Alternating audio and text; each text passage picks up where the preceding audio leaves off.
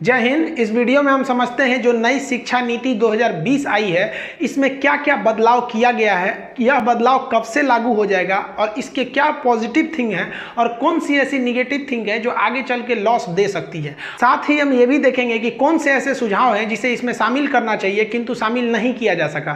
भारत में जो पहली बार शिक्षा नीति में बदलाव किया गया था वो 1968 में किया गया था। उसके बाद 1986 में किया गया, जिसमें थोड़ा सा अपडेट 1992 में लाया गया, लेकिन ये बहुत बड़ा चेंज नहीं था, इसलिए इसे अलग से कोई शिक्षा नीति में शामिल नहीं करते हैं।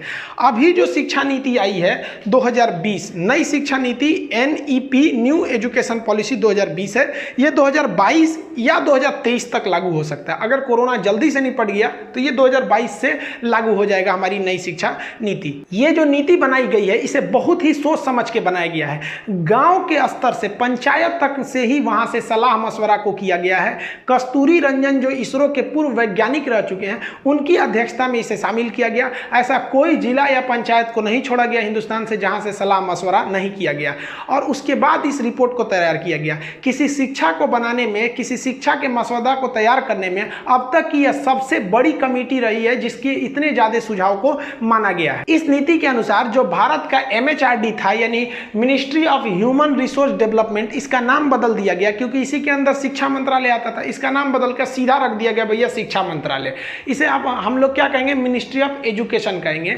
इसके अलावा इसमें जो 10+2 प्रोग्राम था इसे बदलकर 5+3+3+4 कर दिया गया। यही नहीं समझ में आ रहा है क्या चीज है। और साथ ही ये भी समझेंगे कि ग्रेजुएशन और पोस्ट ग्रेजुएशन PhD तक में क्या चेंजिंग आएगी। स्ट्रीम को खत्म किया गया, ये सबसे बेहतरीन है। मल्टीपल एंट्री और एग्जिट को शामिल कर दिया गया। देखिए जो 10+2 था ये क्या दर्शाता था। 10+2 का मतलब होता था 12 साल, यानी 12 साल आपकी स्टडी पर गवर्नमेंट आप पर निगरानी रखती थी। स्टेट गवर्नमेंट के हिसाब से आपको पढ़ाई करनी रहती थी 12 साल, यानी क्लास 1 से लेकर 12 तक। 10+10 का मतलब क्या, 1 से लेकर 10 और फिर +2 यानी 12 साल। यहाँ के बाद आपको राज्य सरकार उठा के किसी यूनिवर्सिटी के हवाले कर देती थी कि भैया ग्रेजुएशन कराना है तो किसी यूनिवर्सिटी से जाके कर लो। फिर आपको राज्य सरकार नहीं देखने आती थी। जैसे आप ये सुने होंगे कि हमने भैया 10th किया है यूपी बोर्ड, 12 किया है आपका बिहार बोर्ड, लेकिन ये नहीं सुने होंगे कि हम ग्रेजुएशन किए हैं हरियाणा बोर्ड। भाई ग्रेजुएशन आप यूनिवर्सिटी से किए होंगे, किसी ना किसी यूनिवर्सिटी से, समझ में आया। तो ये जो सिस्टम था इसे इसमें चेंज किया गया। ये 12 साल जो गवर्नमेंट के अंडर में आप पढ़ाई कर रहे हैं, इसकी शुरुआत होती थी जब आपकी उम्र 6 साल हो जाती थी, यानी 6 साल की उम्र में आप क्लास 1 में एंट्री कर जाते थे। और उसके बाद गवर्नमेंट आप पर 12 साल तक आप पर निगरानी रखती थी आप क्या क्या पढ़ रहे हैं। अब की गवर्नमेंट ने कहा कि भैया हम ये 12 साल नहीं रखेंगे, अब हम आपको 15 साल निगरानी रखेंगे। आप इसको जोड़िए 5+3+3+4, अब गवर्नमेंट आप पर 15 साल नजर रखने वाली है। तो आप कहेंगे क्या 12 के बाद भी 3 साल रखेगी या तो नहीं, ऐसा नहीं है। ये गवर्नमेंट शुरुआत से ही अब आप पे नजर रखेगी। और इसमें कहा गया है कि जो स्टडी की शुरुआत हो जाएगी, पढ़ाई की जो शुरुआत है वो 3 साल की उम्र से ही हो जाएगी। 3 साल का बच्चा बहुत छोटा रहता है, उसी को स्कूल में डाल देना है। गवर्नमेंट ने खास करके जो इस समिति जी कस्तूरी रंजन के अध्यक्षता में, इसने ये किया कि आखिर लड़का स्कूल से भागता क्यों है, उसे स्कूल से इतना एलर्जी क्या है। एक छोटा बच्चा था, वो जा रहा था तो एक देखा कि एक कसाई बकरा को खींच रहा था एकदम तेज से। अब बकरा बेचारा पीछे खींचा रहा था, तो अपने पापा से पूछा कि पापा वो बकरा इतना रो क्यों रहा है। तो उसके पापा कहें कि वो कसाई है, उसको ले जा रहा है काटने के लिए। तो बच्चा कहा ओहो, हमको लगा कि स्कूल ले जा रहा है। सोचिए, मतलब लड़का को कटाने से ज़्यादा तकलीफ होता था स्कूल जाने में। तो इसको देखते हुए लड़कों को स्कूल से डर ना करके स्कूल से लगाव करने की व्यवस्था किया गया है। पहले जो हम लोग की स्कूलिंग होती थी स्लेट वगैरह का था, खैर वो तो जमाना अलग है, लेकिन हम लोग क्या क्या करते भाई, पेंसिल वगैरह से पढ़ते थे, इसे ब्लेड लेके ये सब पेंसिल छीलते रहते थे। टाइम मिलता था तो आम का टिकोरा वगैरह छील लेते थे। स्कूल से इसीलिए भाग जाते थे कि ये सब गेम हमको खेलने को घर पे मिलता था, स्कूल में ये सब गेम की सुविधा नहीं थी। जबकि हम लोग को क्या पसंद था, हम लोग को ये सब गेम पसंद थे, चाहे वो लड़का हो चाहे वो लड़की, उसे पढ़ाई से ज़्यादा छोटी सी उम्र में गेम खेलना ही ज़्यादा पसंद आता था। हालांकि उस वक्त आप बचपन में देखिएगा तो कुछ चीज़ों से बहुत ज़्यादा गेम से लगाव हो जाता था। बचपन में आप लोग मोर पंख रखे होंगे अपने कॉपी किताब में, कवर जब चढ़ाते होंगे किताब पे तो बहुत ज़्यादा लगाव होता होगा। पेंसिल छील के उसके छिलका को हम लोग दूध में रखते थे कि ये रबड़ बन जाएगा, बाद में पता चला ये अफवाह है। तो लड़कों के इन्हीं हैबिट को देखते हुए गवर्नमेंट क्या कर रही है, कह रही है कि लड़कों को अब 3 साल में ही आप स्कूल में डाल दीजिएगा। और लड़कों का जो 3 साल के बच्चे होंगे ना, ये छोटका छोटका, इस सबका स्कूल इस तरह से होगा। अब वो क्या करेंगे, स्कूल जाएंगे, अपने कपड़े को गंदा करेंगे, खेलेंगे, मिट्टी भरना है, जो काम करना है वो खेलेंगे सब। इनको पेंटिंग सिखाया जाएगा, जो मन वो ड्रेस पहन के आ जाओ भाई, कोई जोर जबरदस्ती नहीं रहता है। इनको खेलने कूदने के लिए हर सुविधा दिया जाएगा, पेंटिंग करना है, जो मन वो करो। शुरुआत के 3 साल तुम्हें पढ़ना नहीं है, जो तुम अपने घर में रहते थे और मोहल्ले के लड़कों के साथ खेलते थे, अब तुम स्कूल में आओ और स्कूल में खेलो। और टीचर्स को भी ट्रेनिंग ऐसे दिया जाएगा, जिस तरह से एक गार्जियन बच्चे को खिलाता है उस तरह से टीचर उन बच्चों को खिलाएंगे। स्कूल में काफी सारे इंस्ट्रूमेंट्स ऐसे खेलने कूदने के लिए अब रहेंगे हर एक पूरे इंडिया में। पहले आप देखे होंगे कि दिल्ली में इस तरह की काफी ज्यादा शुरुआत की गई थी। अब ये 5+3+3+4 क्या है, इसको समझिए। 5 का मतलब है कि 5 साल का एक प्रोग्राम रहेगा। ये 5 साल आपके एज को नहीं दर्शा रहा है, ये इस एज को दर्शा रहा है कि 5 साल तक आपको स्कूल में रहना है, फिर अगले 3 साल भी, फिर अगले 3 साल, फिर ये, यानी ये जो नंबर है ये दिखा रहा है कि आप स्कूल में कितने साल को बिताएंगे। तो शुरुआत का जो 5 साल रहेगा, इसमें देखिए इस हिसाब से तो आपकी स्कूलिंग 3 साल पे ही स्टार्ट हो जाएगी। अब वो 3 साल की जो स्टार्ट करेंगे तो 3 साल की उम्र में, तो ये जो होगा, ये पहला स्टेज 5 साल का एक प्रोग्राम बनाया जाएगा जिसे कहा जाएगा फाउंडेशन स्टेज। फाउंडेशन स्टेज में लड़के को हम लोग एंट्री करा देंगे 3 साल के उम्र में ही, और फाउंडेशन स्टेज की पढ़ाई चलेगी अगले 5 साल तक, इसीलिए इसे कहा गया 5। अब ये 5 साल जो होगा ये 2 भाग में डिवाइड हो जाएगा। शुरुआत का 3 साल प्ले स्कूल, वही लड़का केवल जाएगा स्कूल, खेलेगा, कपड़ा गंदा करेगा, पेंटिंग करेगा, मतलब उसको पढ़ाई से कोई मतलब नहीं, वो केवल स्कूल जाएगा खेलने के लिए खुश होकर। और उसको 3 साल जब खत्म होगा तो उसको क्लास 1 में भेजा जाएगा, यानी अगला जो 2 साल अब वो पढ़ाई में जाएगा, क्लास 1 और क्लास 2 को करेगा।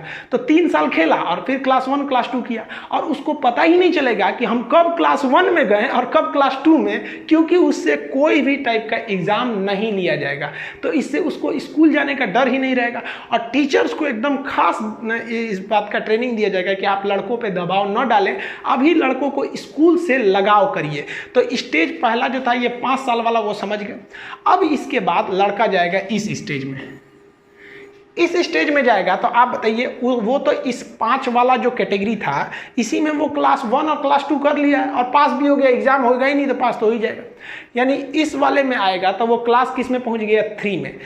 अब इसे कहा जाएगा, ये वाले का जो नाम दिया जाएगा उसे दिया गया है प्रीपरेटरी स्टेज। प्रीपरेटरी स्टेज में आपको 3 साल रहना है। तो 3 साल रहेंगे तो जेन्युइन है कि 3 क्लास आप पास हो जाएंगे। तो कहाँ से अब इसमें स्टार्ट कीजिएगा, 1 और 2 तो वहीं पार हो गए। तब इस स्टेज में आपको 3 साल रहना है, तो कौन कौन से क्लास हो जाएंगे, क्लास 3, क्लास 4, क्लास 5। ये समझ में आ गया आपको, इस स्टेज में रहना है। अब यहाँ पर इस तरह से एजुकेशन को डिजाइन किया जाएगा कि लड़के को कुछ एक्टिविटी भी कराते रहिए और उसे पढ़ाई से अब रूबरू भी कराइए। अब उसे पोएम्स याद करने को दीजिए और भी कई चीज़ों को स्टडी से अब धीरे धीरे उसे जोड़ते रहिए। अब यहाँ पे ये समिति ने कहा जो मेन बात कि इसकी जो पढ़ाई होगी वो लैंग्वेज पे जो होगा वो रीजनल लैंग्वेज होगा या नेशनल लैंग्वेज होगा। यानी अगर महाराष्ट्र में है तो मराठी में पढ़ाइए उसको, कब तक, क्लास 5 तक, यानी इस वाले स्टेज में।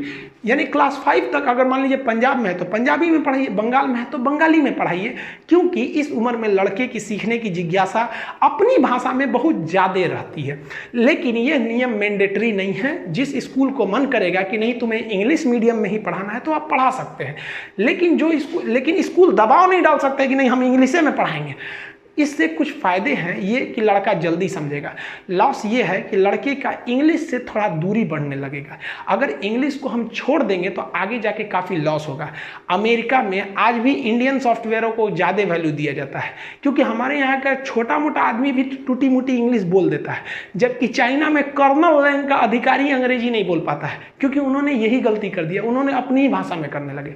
तो इसको देखिए, सरकार ने दोनों रास्ते अपनाए हैं कि जिन्हें इंग्लिश मीडियम में पढ़ना है वो इधर चले जाए और जिन्हें रीजनल करना है वो रीजनल में आ जाए। तो ऐसा नहीं है कि सरकार ने एक रीजनल चाइना की तरह रास्ते बंद कर दिए, नहीं आपको रीजनल लैंग्वेज में ही पढ़ना है। वहाँ यही हाल होता है। आज भी वर्ल्ड लेवल में हम चाइनीज से केवल एक मामले में आगे हैं, वो ये है कि विदेश में नौकरी लेने की। विदेश में कोई चाइनीजों को नौकरी नहीं देता है, क्योंकि उसे शुरू से अपनी भाषा में चाँव चू पढ़ा है, वहाँ कोई क्या कर रहा है उसको समझे में नहीं आता है। इंडिया वालों को कोई दिक्कत नहीं है, कुछ भी नहीं पढ़ा है फिर भी थोड़ा मोड़ा इंग्लिश समझ जाता है। तो इसी पर लेकर थोड़ा सा घमासान है। और ये घमासान क्यों हो रहा है हमको नहीं समझ में आ रहा है भाई साहब, जब गवर्नमेंट कह ही रही है कि ये ज़रूरी नहीं है, लेकिन हाँ आप इसे रीजनल में उपलब्ध कराएंगे। इस जो स्टेज है, ये स्टेज, इसमें लड़का क्लास 5 तक रहता है और इसी स्टेज में उसको एग्ज़ाम देना है। यानी इसमें क्लास 3 में एग्ज़ाम शुरुआत होंगे, मतलब एग्ज़ाम की शुरुआत अब नर्सरी से नहीं होगी बल्कि क्लास 3 से उसमें एग्ज़ाम देने उसे चालू किया जाएगा और उसे पढ़ाई से अब धीरे धीरे जोड़ दिया जाएगा। अब इसके बाद स्टेज आता है अगले 3 साल का प्रोग्राम। अब जब ये अगला 3 साल का प्रोग्राम रहेगा तो फिर तो लड़का 3 क्लास को पार करेगा। 3 साल एक क्लास में नहीं बैठल रहेगा, तो कोई ना हर साल क्लास क्रॉस करेगा। तो ये जो उसका ये सेकेंड स्टेज था, इसी में लड़का 5 तक कर लिया है। तो इस स्टेज में एंट्री कहाँ से मारेगा? क्लास 6 से मारेगा। तो इसे नाम दिया जाएगा हम मिडिल स्टेज। ये भी 3 साल का है। एंट्री कहाँ से मारा? 6, 7, 8, यानी यहाँ तक में इस स्टेज में लड़का क्या करेगा? इस 3 साल में वो क्लास 6, 7, 8 को पास करेगा। एग्जाम तो चालू हो गए हैं क्लास 3 से ही। इसमें क्या दिया गया? ये काफ़ी चेंजिंग किया गया है। लड़के को कंप्यूटर नॉलेज दिया जाएगा, कोडिंग सिखाया जाएगा। कोडिंग मतलब होता है सॉफ्टवेयर वगैरह कैसे बनाना है, मतलब एकदम अब क्लास 6 से सॉफ्टवेयर नहीं बनाने लगेगा, लेकिन उसे कंप्यूटर का नॉलेज अब दिया जाने लगेगा। और इसके लिए माइक्रोसॉफ्ट ने कई प्रोग्राम भी बनाए हैं जो फॉरेन स्कूल्स में चलाए जाते हैं। साथ ही यहाँ वोकेशनल कोर्स चलाए जाएंगे।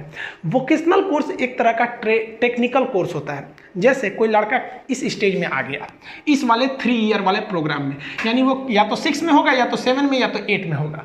अब वो लड़का को मन है कि वो सीखना चाहता है कि चौकी, पलंग, बेंच वगैरह कैसे बनाया जाता है, कारपेंटर का काम सीखना चाहता है, तो नो डाउट वो वोकेशनल कोर्स के थ्रू सीख सकता है। अगर कोई लड़की है, उसे शौक है कि खाना बनाने के लिए सीखना है, अगर उसे शौक है कि सिलाई कैसे करना है, तो वो भी सीख सकते हैं, उसमें भी उसको मार्क्स मिलेंगे। तो ये काफ़ी बढ़िया है। किसी को मछली पालन सीखना है, किसी को बढ़ई का काम सीखना है, मतलब जो काम सीखना चाहे आप सीख सकते हैं। किसी लड़के को शौक है, जैसे हम क्लास 4 में थे तो नम्रता मैडम थी, नम्रता ग्रेस परमार, तो उन्होंने हमको फर्स्ट एड सिखाया था कि कैसे पट्टी बांधा जाता है, कैसे क्या किया जाता है। तो हम छोटे थे तो दादाजी को कुछ हुआ भी नहीं रहता था तो उनको ले आके एक पट्टी बांध देते, देखिए हमको पट्टी बांधना सिखाया गया।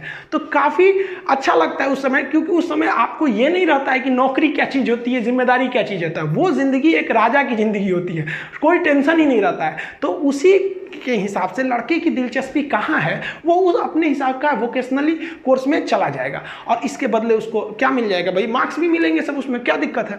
और मैथ की जो पढ़ाई जैसे हम लोग 6, 7 में किए थे, और साइंस और आर्ट्स वो भी किया जाएगा, जैसे था वैसे ही चलते रहेगा, इसमें कोई चेंजिंग नहीं है। हाँ, इसमें एक और चीज़ है कि आप मैथ, साइंस, सोशल साइंस के अलावे आप इंडिया की कोई लैंग्वेज को भी पढ़ना पड़ेगा आपको। जैसे मान लीजिए आप संस्कृत ले सकते हैं, उर्दू ले सकते हैं, मैथिली भाषा ले सकते हैं, मतलब इंडिया में जितनी भाषा है उसमें इंडियन लैंग्वेज में से आपको एक तो भाषा पढ़ सकते हैं।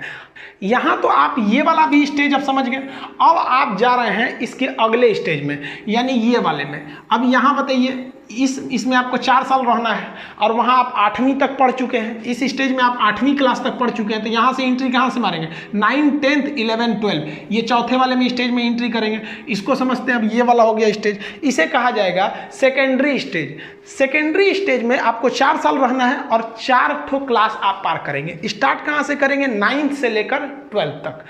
इसमें एक बड़ी चीज़ क्या कर दिया गया है कि आपको एग्ज़ाम अब साल के लास्ट में नहीं देना पड़ेगा। अब आपको जो एग्ज़ाम देना पड़ेगा वो सेमेस्टर वाइज हर 6-6 महीने पे आपको एग्ज़ाम देने पड़ेंगे। ऐसे देखेंगे तो 4 क्लास पार करने में 4 एग्ज़ाम देना है, लेकिन अब इसी 4 क्लास को पार करने में 8 एग्ज़ाम देने हैं। इससे फ़ायदा क्या होगा कि लड़कों में एक एग्ज़ाम के प्रति डर रहेगा और वो जल्दी पढ़ाई करेंगे। वरना अमूमन यही देखा जाता था कि फाइनल एग्ज़ाम फरवरी मार्च में होते थे तो लड़का जनवरी से पढ़ना चालू करता था, प्रेशर उसको उस वक्त आता था। अभी 6-6 महीने से एक थोड़ा सा फायदा यही रह जाएगा लड़कों में। और इसमें जो बात है कि उसको स्ट्रीम नहीं चुनना पड़ेगा। जैसे आप 10th पास करते थे तो आपसे पूछा जाता था 11th में जाएंगे इंटर में तो आप साइंस से पढ़ेंगे कि कॉमर्स से कि आर्ट्स से। अब वो सिस्टम खत्म कर दिया जाएगा। अब क्या किया गया? स्ट्रीम हटाकर मल्टीपल सब्जेक्ट। जैसे मान लिया कि कोई लड़का गया, उसने 9th पास किया 10th में, या 10th पास करके इंटर में गया, तो उसको क्या करना है? सब्जेक्ट लेना है। अब मान लीजिए उसका मैथ अच्छा है तो मैथ ले लिया, साथ ही उसकी दिलचस्पी बायोलॉजी में है तो बायोलॉजी ले लेगा, और इसके अलावा उसको भूगोल पढ़ने में बहुत शौक है तो ज्योग्राफी भी ले लिया। अब कोई मतलब नहीं, कोई लड़का आया तो बायोलॉजी ले लिया, इतिहास ले लिया, फिर उसको कॉमर्स में भी मतलब है तो अकाउंटिंग ले लिया, यानी कॉमर्स से अकाउंट ले लीजिए, साइंस से आप बायोलॉजी केमिस्ट्री ले लीजिए, उधर मैथ ले लीजिए, मन करते हिंदी ले लीजिए। अब ये नहीं है कि आप किस स्ट्रीम के हैं तो क्या पढ़ रहे हैं, ये बहुत बेहतरीन किया गया है। हम लोग के वक्त में ये नहीं था। हालांकि हम जो पढ़ाई किए हैं 10th तक तो CBSE बोर्ड से किए हैं, उसके बाद से 12th साइंस से कर दिए, फिर BSc इंग्लिश ग्रेजुएशन कर लिए, इंग्लिश मीडियम ही होता है, BSc physics chemistry math honours था। उसके बाद PG में हम ज्योग्राफी ले लिए, PhD में हम इन्वायरमेंटल साइंस। तो हम तो खुद ही खिचड़ी लेके पढ़े थे। हम कहीं जाते थे, लोग कहते थे कि अजीब नज़र से हमको देखते थे, ये कैसे पढ़ाई की हो, खिलवाड़ की हो क्या? हम कहे भाई साहब खिलवाड़ नहीं किए, पूरी दुनिया ऐसे ही पढ़ती है। और पढ़ाते वक्त में भी आप देखिए, हम BSc किए हैं, ज्योग्राफी पढ़ाते हैं, नक्शा पढ़ाते हैं, तो पटना में लोग कहते थे कैसे पढ़ा सकते हैं, BSc किए हैं, साइंस के स्टूडेंट कभी भूगोल पढ़ा सकता है? अरे भाई अब नींद से जग है, अब समझ में आ रहा है ना, अब कोई भी पढ़ा सकता है। तो हम लोग तो भाई बहुत पहले से कर लिए, वो लक बाई चांस था। लेकिन अब आप सब लोग को ये सौभाग्य मिलेगा कि आपकी जो दिलचस्पी है वो लीजिए। होता क्या था, कभी लड़कों को साइंस बहुत अच्छा था, बायोलॉजी अच्छा था, केमिस्ट्री अच्छा था, लेकिन उसको मन था कि नहीं हम पॉलिटी भी पढ़ें, लेकिन वो क्या कर सकता, नहीं पढ़ सकता। अब वो पढ़ लेगा, अब उसके लिए कोई दिक्कत की बात नहीं है। और सब्जेक्ट जो चॉइस करना था वो पहले आपको क्या था कि मैट्रिक तक आप सबका एक ही सब्जेक्ट रहता था, सबको मैथ पढ़ना है, सबको साइंस पढ़ना है, सबको जो मतलब एक कॉमन सब्जेक्ट रहता था। 12th में जाके चेंज होता था। अभी वो चीज़ क्या हो जाएगी, इसी सेकेंडरी स्टेज यानी 9th से ही आपको जा सकते हैं। और अब तो आपको स्ट्रीम के रहे ही नहीं कि साइंस के हैं कि कॉमर्स है, मन करे तो कहीं से ले लीजिए, 2 सब्जेक्ट कॉमर्स से ले लीजिए, एक तो यहाँ से एक तो यहाँ से, मतलब एकदम खिचड़ी बफर सिस्टम बना दिया यहाँ से, जाइए ऐसे ऐसे ले लीजिए, जो मन वो जो आपको अच्छा लगे। और इस स्टेज में जो लड़कों की जो पढ़ाई का लेवल रहेगा वो क्रिटिकल थिंकिंग रहेगी, यानी लड़कों में ये रटंत विद्या नहीं रहेगी कि गांधी जी ने कांग्रेस अधिवेशन किया, बेलगाम अधिवेशन किया, गांधी जी ने भारत छोड़ो आंदोलन किया, दुनिया ये सब नहीं रहेगा। आपको इस तरह से डिसाइड किया जाएगा, इस तरह से पढ़ाया जाएगा कि आप में थिंक डेवलप हो कि अगर गांधी जी नरम दल ना होकर गरम दल वाले रहते तो क्या होता, अगर गांधी जी जैसा कोई मतलब आंदोलनकारी नहीं आया रहता तो क्या हो सकता था। इस तरह से आपको थिंक बिल्ड की जाएगी। अब ये डिपेंड करेगा कि NCERT किस तरह से इसके सिलेबस को डिसाइड करती है, इस पर गवर्नमेंट आगे एक्शन लेती रहेगी। और इसमें एक और चीज़ क्या खासियत बना दिया गया है कि इसमें जो फॉरेन लैंग्वेज भी आप पढ़ सकते हैं। आपका मन है आप जर्मन पढ़िए, चाइनीज पढ़िए, रशियन पढ़िए, जो मन आप इसमें एक फॉरेन लैंग्वेज भी पढ़ सकते हैं। इंडिया चाइना के विवाद को देखते हुए इंडिया गवर्नमेंट ने डिसीजन लिया है कि नई शिक्षा पॉलिसी में हम जो फॉरेन लैंग्वेज है उसमें जो चीन की मंडारिन भाषा है उसको शामिल नहीं करेंगे। हालांकि हमारे हिसाब से ये डिसीजन उतना अच्छा नहीं है, क्योंकि अगर हमारे यहाँ के स्टूडेंट चाइनीज भाषा को पढ़ते तो वो चाइना की चीज़ों को अच्छे से समझ सकते थे, वहाँ जाके इन्वेस्टमेंट कर सकते थे, वहाँ की नीतियों को समझने में उन्हें आसानी होती और हमारा ही वहाँ से व्यापार बढ़ता। तो ये हम लोग ने जो इस टेंशन के वजह से ये जो डिसीजन लिया, हमारे ख्याल से ये डिसीजन उतना अच्छा नहीं है। विवाद के बावजूद हमें उनका भाषा पढ़ना चाहिए, वो भी चाइनीज लोग हैं वो जो हमारे इंडियन भाषा को पढ़ते हैं। बट हमको ऐसा लगता है कि कुछ समय बाद जब ये टेंशन जो इंडिया चाइना का खत्म होगा तो गवर्नमेंट फिर इसमें थोड़ा सा रिवाइज करते हुए चाइनीज भाषा को अलाउ कर देगी। आगे आप क्या सोचते हैं इसको कमेंट करके बताइएगा कि ये गवर्नमेंट का डिसीजन सही है या इसको दोबारा सोचना चाहिए। तो हर स्टेज के कुछ अपने विशेषता है, जैसे इसमें आपको फॉरेन लैंग्वेज पढ़ सकते हैं। इसके ऊपर वाला जो 3 साल वाला स्टेज था उसमें आप एक इंडियन लैंग्वेज को पढ़ सकते हैं। इससे पहले वाला जो स्टेज था उसमें अगर आप ध्यान देंगे तो इससे पहले वाला स्टेज में जो ये वाला 3 वाला था इसमें आपको क्या था, एग्जाम स्टार्ट हुई थी। और जो शुरुआती 5 वाला स्टेज था उसमें तो भाई टेंशन नहीं, कोई मतलब नहीं, स्कूल में जाके खेलो बढ़िया से। अब क्या होगा, जो छोटका लड़का आएगा सब अब जल्दी जल्दी उठेगा, सब अब भागेगा सब कि स्कूल जाना है हमको। पहले डरता था सब, अब स्कूल जाएगा सब क्योंकि उसको प्ले स्कूल ले जाना है। तो इस 5 वाले में क्या है कि आपका एग्जाम नहीं होगा। इस 3 वाले में आपकी एग्जाम स्टार्ट होगी। इस 3 और ये वाला 3 वाले की एक और विशेषता है कि आपकी पढ़ाई आपके रीजनल लैंग्वेज में होगी, मन है तो इंग्लिश मीडियम में भी पढ़िए।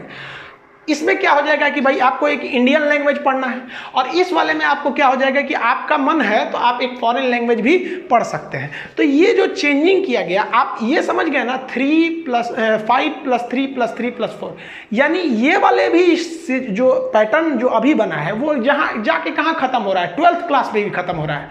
लेकिन ये स्टार्ट पहले से ही हो जा रहा है 3 साल से, और ये पुराना वाला भी 12th पे जाके खत्म हो रहा था, लेकिन ये स्टार्ट हो रहा था 6 साल से। अब लड़कों के दिमाग में, आप लोग के मन में आ रहा होगा कि ग्रेजुएशन और PG वगैरह वाले में क्या होगा। ग्रेजुएशन को समझिए ध्यान से, ग्रेजुएशन जो है अब कर दिया गया है 4 साल का।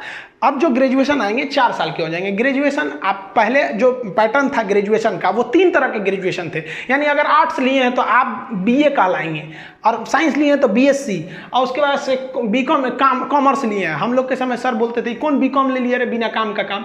अब ये सब नहीं चलेगा, ये सब उल्टा सीधा अब नहीं होगा यहाँ पे। अब ये सब तो सिस्टम में खत्म होगा। अब आप सिंपल क्या कहलाए जाएंगे, ग्रेजुएट कहलाएंगे। ग्रेजुएशन क्योंकि स्ट्रीम रहा ही नहीं। आप मेरा मन तो हम अकाउंट ले लेंगे, उधर से बायोलॉजी ले लेंगे, इधर से भूगोल ले लेंगे। आप बोलिए ना हम बीए में भूगोल ले लिए तो कहेंगे बीए, फिर कहेंगे बायोलॉजी लिए तो कहेंगे दादा बीएससी हो गया, फिर कहेंगे अकाउंट लिए तो कहेंगे बीकॉम हो गया। तो अब ये सब का तो झमेले खत्म हो गया यहाँ पे।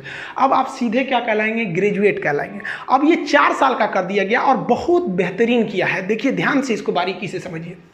अगर आप फर्स्ट ईयर पास कर गए पहला साल, तो आपको जो सर्टिफिकेट मिलेगा उस पर लिखा रहेगा ग्रेजुएट सर्टिफिकेट।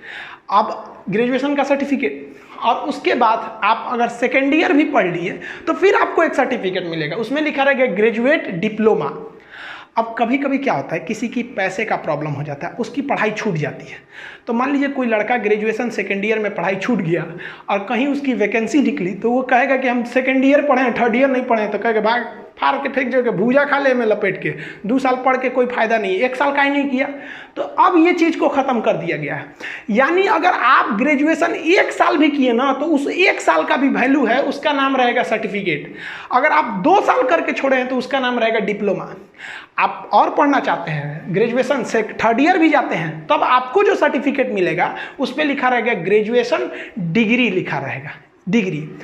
अब उसके बाद मान लिया कि आप और पढ़ना चाहते हैं, आप पूरा 4 साल करना चाहते हैं, तो उस पर लिखा रहेगा ग्रेजुएशन रिसर्च। समझ में गया? अब आपके मन में एक सवाल आ रहा होगा कि मान लीजिए कि कोई वैकेंसी आई और उस पर लिखा है कि ये वैकेंसी का फॉर्म भरने वाला व्यक्ति ग्रेजुएट होना चाहिए। तो आप सोचेंगे इसे जरा कौन वाला ग्रेजुएट है में, तो 4 कैटेगरी है। तो अब आप अगर कोई जॉब में जाना चाहते हैं या यूपीएससी बीपीएससी का कंपटीशन जिसमें ग्रेजुएट मांगता है, तो आप केवल 3 साल वाले भी इसमें जा सकते हैं। उन्हें जरूरी नहीं है कि आप 4 साल वाला करें। तो एक तरह से देखिए तो चेंजिंग नहीं हुआ है। तो वो लोग जो केवल ग्रेजुएशन इसलिए करते हैं कि उन्हें नौकरी के लिए एलिजिबल बनना है, वो केवल 3 साल वाला कर सकते हैं। लेकिन वह लड़के जो पढ़ाई को आगे रखना चाहते हैं, उन्हें ग्रेजुएशन 4 साल वाला करना होगा। तो उनके सर्टिफिकेट पे क्या लिखा रहेगा, ग्रेजुएशन रिसर्च। अब एक चीज़ और जो इसमें सबसे बड़ी विशेषता है वो री एंट्री की है। मान लिया कि हम 2 साल तक ग्रेजुएशन करके छोड़ दिए, चले गए, मेरे पास पैसे नहीं थे, लेकिन हम कहीं काम पे चले गए और हमारे पास पैसे आ गए, लेकिन 4 साल के बाद हमको पैसे आए, तो हम फिर पढ़ने आएंगे।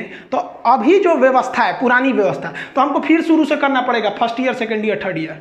लेकिन अब री एंट्री में सबसे बढ़िया बात क्या है कि हम तो करके गए थे ग्रेजुएशन 2 साल, तो हमारे पास सर्टिफिकेट क्या है, ग्रेजुएशन डिप्लोमा का। अब हम कहेंगे कि भाई साहब हमको पैसा नहीं था उस टाइम, या हमको पढ़ने में मन नहीं लगा था, अब मेरा फिर शौक जगल है, हम फिर पढ़ेंगे। तो अब की जो पढ़ाई होगी हमारी थर्ड ईयर से शुरू होगी, और हमको सर्टिफिकेट तो ये 2 तो मिल ही चुका है, और फिर यहाँ से मिलेगा। मतलब आप अगर पढ़ाई को कहीं ड्रॉप कर दिए हैं और अगर 10 साल बाद भी आते हैं ना, तो जहां से ड्रॉप किए हैं वहीं से पढ़ना पड़ेगा। ये फायदा। और एक और फायदा कि आप जितना पढ़ाई किए हैं उतने का वैल्यू मिलेगा। अब कोनो कहेगा सर जी 1 महीना क्लास करके छोड़ देंगे तो 1 महीना का देगा। अब इतना खिलवाड़ मत कीजिए भाई, कम से कम 1 साल तो कंप्लीट कीजिए। अब इसके बाद पोस्ट ग्रेजुएशन क्या होगा फिर बता दिए भैया। पोस्ट ग्रेजुएशन जिसे आप पीजी कहते थे, पहले जब स्ट्रीम होता था तो इतिहास भूगोल वाला एमए कहलाता था, ये फिजिक्स केमिस्ट्री मैथ वाला एमएससी कहलाता था, ये सब कॉमर्स वाले लोग को एमकॉम होता था। अब तो ये खत्म हो गया, अब पता नहीं चलेगा कौन किसका है। अब इसमें जो पोस्ट ग्रेजुएशन का सिलेबस है वो या तो 1 साल का होगा या तो 2 साल का। जो ससुरा 4 साल वाला ग्रेजुएशन किया है तो ना कोई 21 साल का ग्रेजुएशन करना पड़ेगा, बढ़िया है। और जो 3 साल का डिग्रिया लेके भाग गया तैयारी करने के लिए, अगर वो चाहता है कि नहीं हम पीजी करें, तो सरकार कहेगी रे बाप रे बाप फायदा उठाएगा, तब ते 2 साल वाला कर। यानी ग्रेजुएशन और पीजी में इस वक्त करने में 5 साल लगता है, नया चेंजिंग आने के बाद भी 5 साल लगेगा। अगर आप यहाँ 4 साल किए हैं तो यहाँ 1 साल कीजिए, यहाँ 3 साल किए हैं तो यहाँ 2 साल कीजिए। अब आप कहेंगे कि यहाँ 2 साल किए हैं तो ही चल जाए, तो हिल जाइएगा का इसे यहाँ पे। अरे भाई कम से कम डिग्रियाँ तो लेंगे ना। इसके बाद जो एमफिल का पोस्ट था, एमफिल की डिग्री को ख़त्म कर दिया गया। पीएचडी है जो डॉक्टर ऑफ फिलॉसफी, पीएचडी अब 4 साल का होगा, इसमें कुछ खास चेंजिंग नहीं किया गया है। अब इसके सिलेबस कैसे कैसे होंगे ये गवर्नमेंट आगे जो बताएगी तो हम बता देंगे कि किस तरह से सिलेबस क्या होगा, इसमें सर्टिफिकेट, डिग्री, डिप्लोमा में मतलब क्या क्या पढ़ाया जाएगा, उसको तो आगे का चीज़ है। अभी गवर्नमेंट इसमें बहुत कुछ नहीं बताई है, केवल अपना फॉर्मेट दिया है जिसको हम आपको समझा दिए। ये नियम लागू होने वाले हैं 2022 से, अभी किसी को कोई टेंशन लेने वाला नहीं है, क्योंकि अभी कोरोना है, फिर अभी गवर्नमेंट को भी इसको तैयार करने में काफ़ी टाइम लगते हैं। ऐसा थोड़ी पापड़ तल रहे हैं, दाएं दे हो गया यहाँ पर। कुछ आप इसके समझते हैं कि पॉजिटिव और निगेटिव थिंग्स। देखिए इसकी पॉजिटिव थिंग क्या है कि इसमें जीडीपी का 6% कहा गया है, ये बहुत बड़ा अमाउंट है। अब ये जब दे दिया जाएगा तभी आप कंफर्म समझिएगा कि अभी तो हम लोग जीडीपी का 3% लगभग में यूज़ कर रहे हैं, वो भी पूरा 3% नहीं है। तो 3% की जगह आप ऐसा सोचिए ना कि जितना हमारा बजट है उसका डबल शिक्षा पर बजट आएगा, तो काफ़ी बेहतरीन हो जाएगा ये चीज़, तो ये बहुत अच्छा है। दूसरा इसमें सबसे बेहतर क्या किया गया है कि स्कूल की जो फीस रखते थे ना प्राइवेट वाले, पता ही नहीं चलता था। जो कोनो स्कूल वाला ऐसा भी थे साहब कि उन सब का सालाना फीस था 3 लाख 4 लाख, ऐसा स्कूल थे सब। तो गवर्नमेंट कह दिया कि भाई साहब देखिए, हम स्कूलों की जो प्राइवेट स्कूल है उनकी कैटेगरी बना देंगे कि इस कैटेगरी का स्कूल है अब मैक्सिमम इतना ही फीस रख सकता है, अब उससे कम हो सकता है, ज़्यादा नहीं। जैसे आप किसी चीज़ की एमआरपी ले आने जाते होंगे, किसी चीज़ को सामान खरीदते उसमें एक एमआरपी लिखा रहता है, मैक्सिमम रिटेल प्राइस, उससे कम ही मिलता है, उससे ज़्यादा नहीं मिलेगा। ज़्यादा मिलेगा तो जो पे केस हो जाएगा। तो स्कूल की जो मनमानी फीस चलती थी, अब गवर्नमेंट क्या है कि उसको फिक्स कर देगा। अब क्या होगा कि गवर्नमेंट को वोट मांगने जाना है, इसलिए गवर्नमेंट जो वोट मांगने जाएगी तो ज़्यादा फीस यहाँ से अलाउ नहीं करेगी। नहीं तो प्राइवेट स्कूल वाला कहेंगे सर तब ना कि हम क्या करें, गवर्नमेंट नहीं बोला है कि इतना फीस लेना है। अभी तो प्राइवेट वाला कहते हैं कि भाई पढ़ाना है तो पढ़ाइए, नहीं तो मत पढ़ाइए। तो अब गवर्नमेंट फिक्स कर देगी कि भैया आप कितने भी बड़े स्कूल वाले हैं, एक फिक्स, अब ये कितना करेगी अभी बताई नहीं है। उसके अलावा जो सबसे बेस्ट हमको लगा वो वोकेशनल चीज़ लगा कि अब लड़कों को प्रैक्टिकल नॉलेज हो जाएगा। प्रैक्टिकल नॉलेज बहुत बेहतरीन है, लड़कों को प्रैक्टिकली पढ़ाया जाएगा। कैसे पढ़ाई होगी इसका हम आपको जून महीने में एक वीडियो बनाए थे, थर्मल पावर प्लांट, बिजली कैसे बनती है।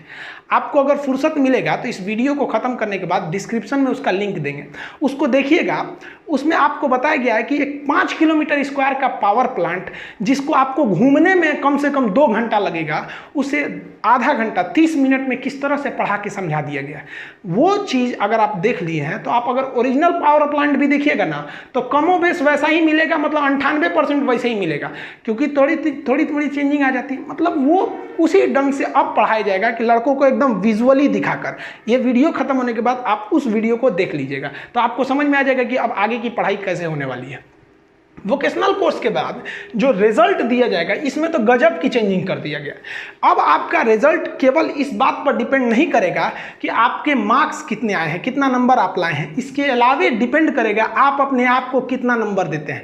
यानी आपके सामने पूछा जाएगा कि आपके अंदर कॉन्फिडेंस कितना है, आप टाइम टेबल को कितना फॉलो कर लेते हैं, आपको कोई काम दिया जाता है आप उसको कितनी जिम्मेदारी से लेते हैं। यानी आपको सेल्फ असिस्टमेंट करना पड़ेगा। ऐसा क्यों किया गया है? क्योंकि ऐसा देखा गया कि जब लड़के की पढ़ाई खत्म हो जाती है, ग्रेजुएशन या कुछ भी हो जाता है, नौकरी भी हो जाती है, तो उसके बाद उसको रिजल्ट देने वाला कौन होता है, कौन उसको असेसमेंट करता है? वो खुद से करता है कि मेरे लिए ये सही है या गलत। तो हम वो डिसीजन वहाँ लेना शुरुआत करते हैं। तो अभी से ये शिक्षा नीति से क्या होगा, हम खुद से डिसीजन लेना चालू करेंगे, तो बचपन से ही आदत हो जाएगा हमें अपने आप को संभाल के रखना। इसके अलावा मार्क्स में ये भी ध्यान दिया जाएगा कि आपके क्लास के जितने स्टूडेंट हैं वो आपको कितना मार्क्स देते हैं। इसके लिए एक क्राइटेरिया बनाई जाएगी कि जितने स्टूडेंट हैं किस तरह से वो ग्रेडिंग करेंगे आपको। इससे ये फायदा होगा कि आप अपना नंबर अच्छा बनाने के लिए अपने दोस्तों से अच्छा संबंध रखेंगे।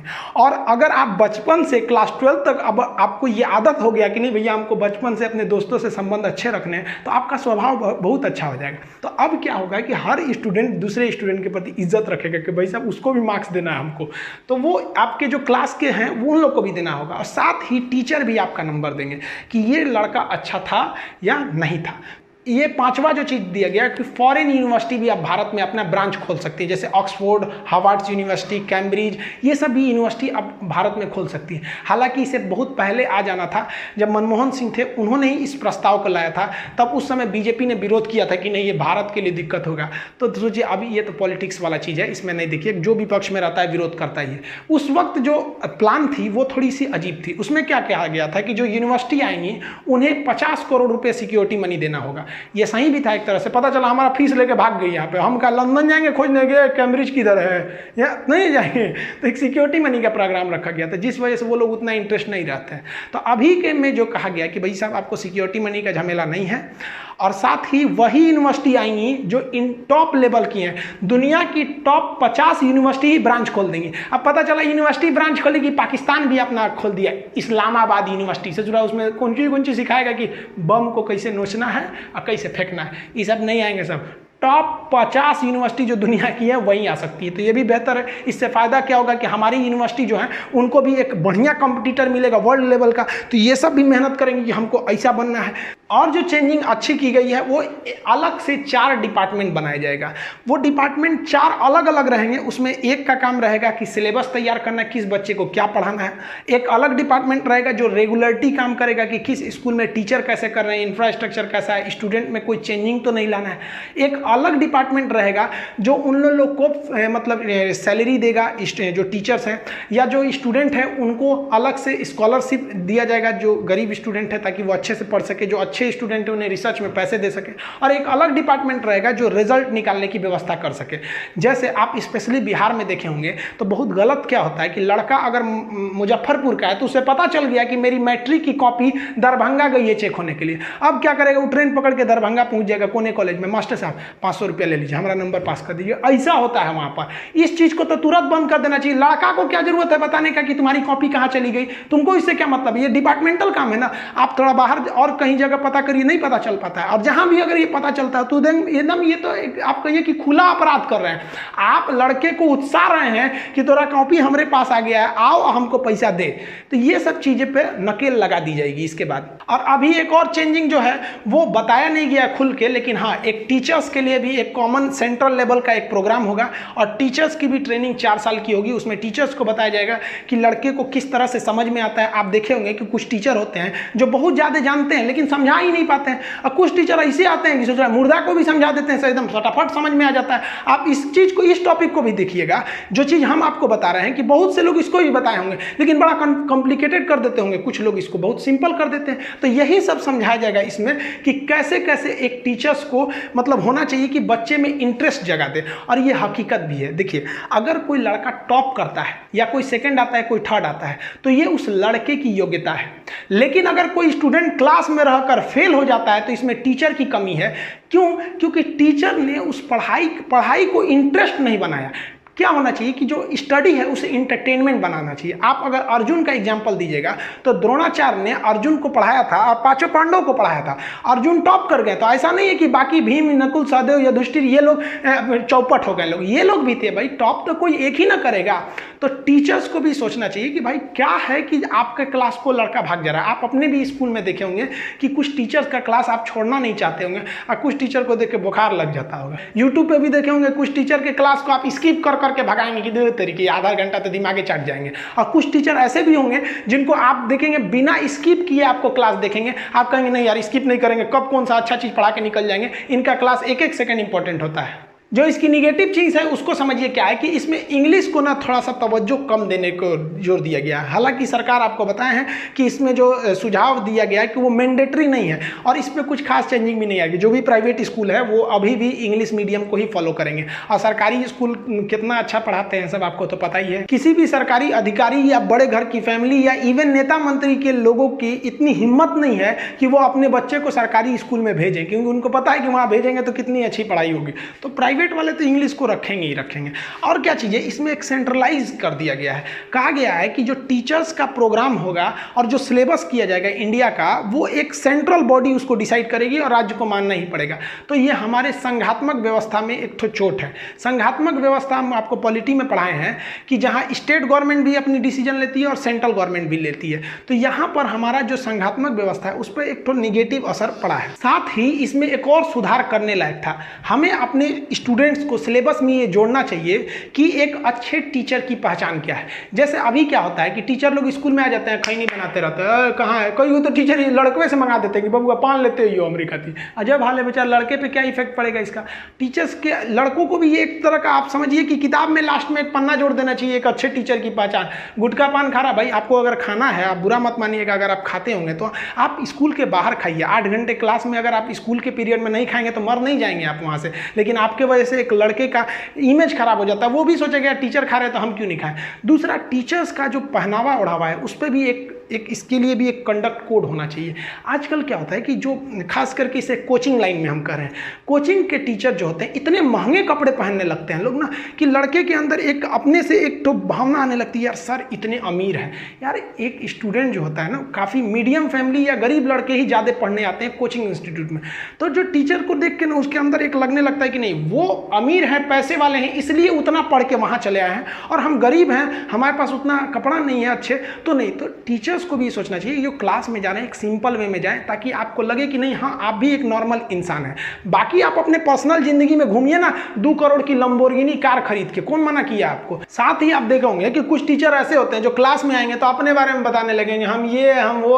अरे भाई साहब, आप अपने ज़्यादा अपने बारे में क्या जरूरत है हाँकने का। नॉर्मल चीज़ें बताइए ताकि लड़कों को थोड़ा बहुत इंटरटेन भी होते रहे। और अगर आप बहुत पढ़ने में अच्छे भी थे या बहुत अमीर घर के भी थे तो लड़कों के सामने इस तरह से बोलिए कि देखो भाई हम भी बहुत कमज़ोर थे पढ़ने में, हम भी नॉर्मल फैमिली से आते थे, हम भी मेहनत किए, हम भी आगे आ सकते, तुम भी आ जाओगे। तो वहाँ क्या होता है, फेंकने लगते हैं लोग, हम ये थे हम वो थे। इस पर भी थोड़ा गवर्नमेंट को रोक लगाना चाहिए। और गवर्नमेंट क्या रोक लगाएगी, लड़कों को दे दो कि भैया ये चीज़ें अगर टीचर कर रहा है तो फालतू है।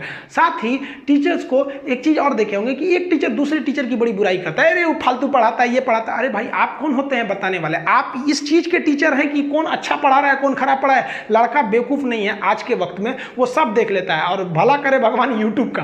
तो आज जो टीचर के बारे में लड़का पहले क्या था कि एडमिशन लेने के बाद जानता था कि ये टीचर कैसा है कैसा पढ़ाएगा, अब यूट्यूब पे ही देख लेता है कि कैसा पढ़ाएंगे। तो सरकार को क्या करना चाहिए, किताबों के पीछे कुछ ऐसे लिस्ट दे देने चाहिए कि अगर ये चीज़ें आपके टीचर में हैं तो समझिए कि आपके टीचर अच्छे नहीं हैं, ये डी ग्रेड के चले जाएंगे। इससे क्या होगा कि वो टीचर को भी समझ में आएगा भाई साहब हर किताब के पीछे लिखा हुआ है कि गुटखा खाने वाला टीचर फालतू होता है। अब वो क्या होगा, उनको मन भी रहेगा ना तो गेट के बाहर खाएंगे, थूक थाक कहेंगे हमको डी ग्रेड का घोषित कर देगा। इससे क्या होता है कि टीचर्स के ऊपर एक मनोवैज्ञानिक एक सामाजिक प्रेशर पड़ेगा और वो लड़कों के प्रति एक अच्छा व्यवहार करेंगे। वो जमाना गया जब द्रोणाचार्य और अर्जुन का रिलेशन। आज के वक्त में एक अच्छा टीचर वही है जो लड़के को एकदम फ्रेंडली व्यवहार करके पढ़ा सके। वरना अगर लड़के के अंदर ये भावना आ जाएगी कि ये मेरे टीचर हैं तो वो खुल के सवाल ही नहीं पूछ पाएगा। स्टूडेंट का लेवल नीचे होता है और टीचर का लेवल ऊपर होता है। अगर वो अपने लेवल से पढ़ा देगा तो इसको समझ में नहीं आएगा। तो करना क्या चाहिए कि टीचर्स को अपने लेवल को थोड़ा सा नीचे लाना चाहिए और स्टूडेंट को क्या करना चाहिए कि घर से पढ़ाई करके थोड़ा सा मेहनत करके अपने लेवल को थोड़ा ऊपर करना चाहिए। तब ये मैच होगा, तब कोई दिक्कत नहीं आएगी। लेकिन अभी क्या है कि टीचर जो है अब और ऊपर लेवल से पढ़ा रहा है, लड़का घर में पबजी खेल रहा है, उसको और कोई फुर्सत नहीं है। तो दोनों की जिम्मेदारी बनती है, तभी हम इस देश को ले जाएंगे आगे। शिक्षा का मतलब क्या होता है कि आपको एक अच्छा इंसान बनाना। कुछ लोग कहते हैं कि जो मैथ में इंटीग्रेशन समेशन पढ़े थे, इतिहास में जो पलासी का युद्ध, सिकंदर का आक्रमण, ये सब पढ़े थे, भूगोल उगोल में पढ़े थे, उस सब का अभी जरूरत क्या पड़ता है, हमको पढ़ाया क्यों? तो भाई साहब देखिए, पढ़ाई का अर्थ होता है कि आपके दिमाग को विकसित करना। जो व्यक्ति ये मैथ में पढ़ा होगा ना, इंटीग्रेशन समेशन, और ये जो अच्छे पढ़े लिखे लोग होते हैं वो कभी भी चाय की दुकान पर छोटे मोटे बहस में भाग नहीं लेते हैं। अगर आप उनको बहस में घेरिएगा ना तो कहेंगे अच्छा भैया ठीक है फिर मिलेंगे। और वही जो ये सब नहीं पढ़ा रहता है वो कहेगा, उल्टा सीधा बहस में फंस जाता है। तो पढ़ाई का उद्देश्य क्या होता है? सर्वांगीण विकास करना, आपके दिमाग का विकास करना। वरना आईएएस की पढ़ाई में जितना इतिहास भूगोल पढ़ाया जाता है उन लोग को, ड्यूटी लाने के बाद डीएम की कुर्सी पर बैठ के इस सब का कोई काम नहीं है। काम क्या है कि पढ़ाई के वक्त में जो अपने दिमाग को उसने विकसित किया, उस विकसित दिमाग का उपयोग वो नौकरी के बाद कैसे समाज की सेवा में करेगा, ये उद्देश्य होता है। और कहीं ना कहीं ये शिक्षा नीति का भी यही उद्देश्य था। हमारे हिसाब से अगर आप इसको रैंकिंग नंबर दीजिएगा तो 100% में ये 95% ये शिक्षा नीति फिट बैठती है। अब दुनिया की तो कोई ऐसी चीज़ ही नहीं है जो 100% फिट बैठ जाए, किसी भी चीज़ में सुधार की गुंजाइश रहती है। आई होप हम आपको अच्छे से समझा पाए होंगे। मिलेंगे नेक्स्ट वीडियो में, तब तक के लिए जय हिंद।